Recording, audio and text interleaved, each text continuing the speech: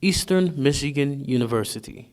Beginning as the Michigan State Normal School in 1853, it has since quadrupled in size and became a major university in Michigan. But it's home to more than just students and professors. Behind closed doors and buried in time, arcane secrets lie in wait.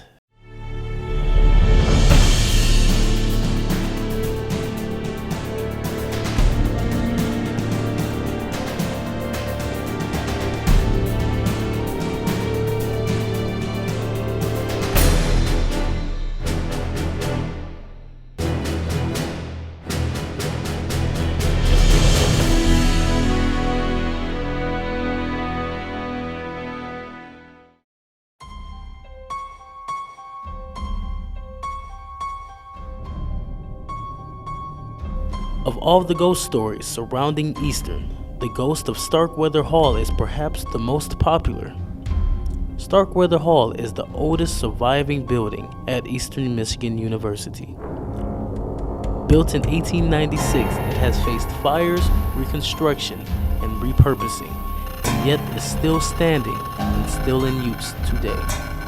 It's no surprise that it's also garnered some supernatural history as well.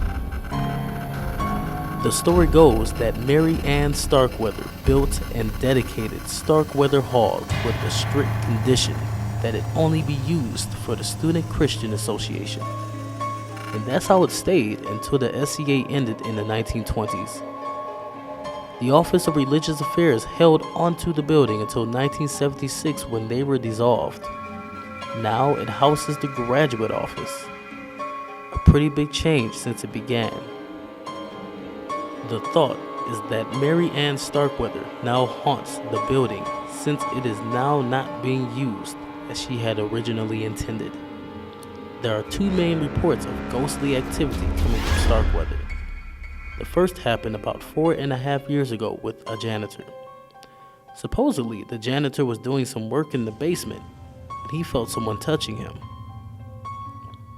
The janitor was freaked out from the experience and afterward wouldn't even stay put for questioning.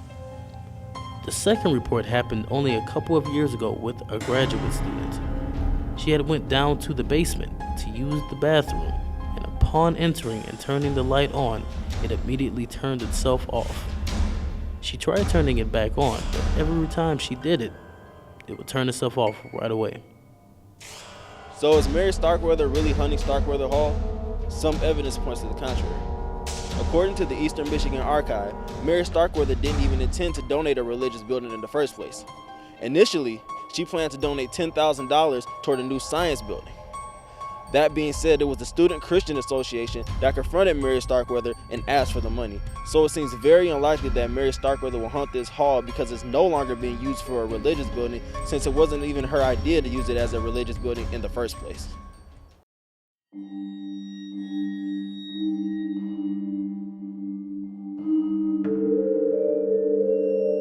But Starkweather Hall is not the only supposed haunted building on Eastern's campus.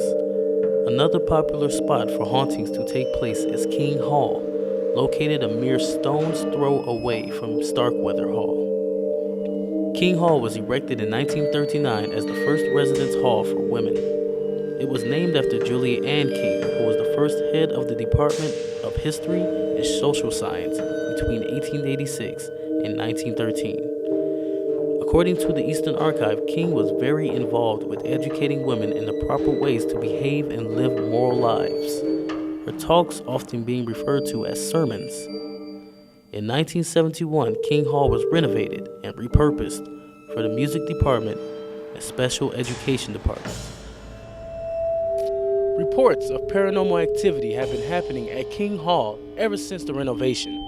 Now, the most recent have been happening at the Eastern Echo offices, where many strange things are said to have happened. Now, this includes light fixtures that have had black, mysterious, goopy substances coming from them and computers turning on and off.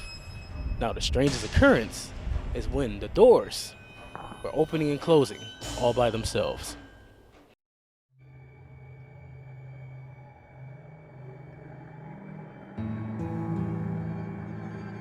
Oddly enough, another haunted building is located in that main area of campus, forming the most western point of a triangle, with Starkweather in the east and King in the north. Peace Auditorium has a very dark and chilling history. Built in 1914, Peace Auditorium ranks among the oldest buildings on Eastern Michigan campus. It was the main music building on campus, with all music classes taking place within. It was at this time that it garnered its most infamous moment in history, a classic tale of love and jealousy. The story goes like this. There were two music students in a relationship. She was a very talented soprano, and he was an equally talented trumpeter. They were very much in love. Anyone who knew them believed that marriage was in their future. The young man knew he had a prize, and as guys go, he was pretty insecure about holding on to her. After all, she was the complete package. Beautiful, smart, witty, talented, and faithful. One day, after leaving an academic class on the other side of campus, he was entering the auditorium to meet his girl for their standing lunch date. He noticed that she was being rather friendly with a male singer. She introduced the two gentlemen. He tried his best to take it in stride, but jealousy has its own way of creeping in. As the days and weeks went by, it seemed she was friendlier and friendlier with this new gentleman each time they were in class together. The young trumpet player was starting to get jealous. This guy was in the way, and he needed to go, one way or another. Steps to take some drastic measure to assure his removal were in motion. Jealousy was winning. One day, the young trumpeter was again going to meet his girl at Peace Auditorium. Due to a rather dark suspicion, he felt the need to enter the auditorium quietly. It was then that he'd heard his girlfriend singing. This made him curious. Her class was over. Her professor never stayed late, so there was no reason to be singing at this time. He slowly crept up the steps to the balcony and looked down towards the stage. What he saw enraged him. There was his girlfriend giving a private performance to this new gentleman. Previously, she had only done this for him. This was their special thing, and now she was sharing it with another man.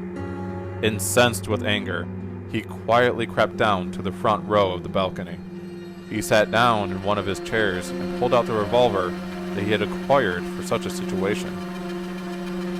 Overcome with hatred and jealousy, he pulled the trigger twice, hitting both the performer and her lone audience member. Aghast at what he had just done, without any other thought, he turned the gun on himself and pulled the trigger one last time. Now and again, people still report signs of the young man lurking in the auditorium. Steps can be heard coming down from the balcony, and the seat that he took to end 3 lives will suddenly flip down, all on its own.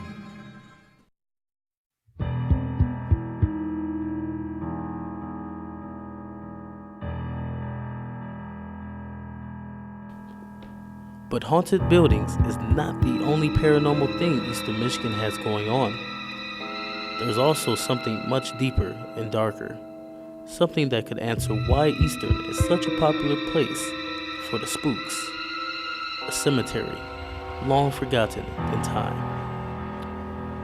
Students walk and drive up and down Ann Street from Northern Living Quarters every day, but do they know what's located below their feet? Bones and remains of an elderly man were recently found near the physical power plant that were consistent with burials of the late 1800s. A little bit more research dug up a terrifying truth. What is now Ann Street was once a Catholic cemetery relocated in the early 1900s. Could the ghost of King and Starkweather Hall be connected?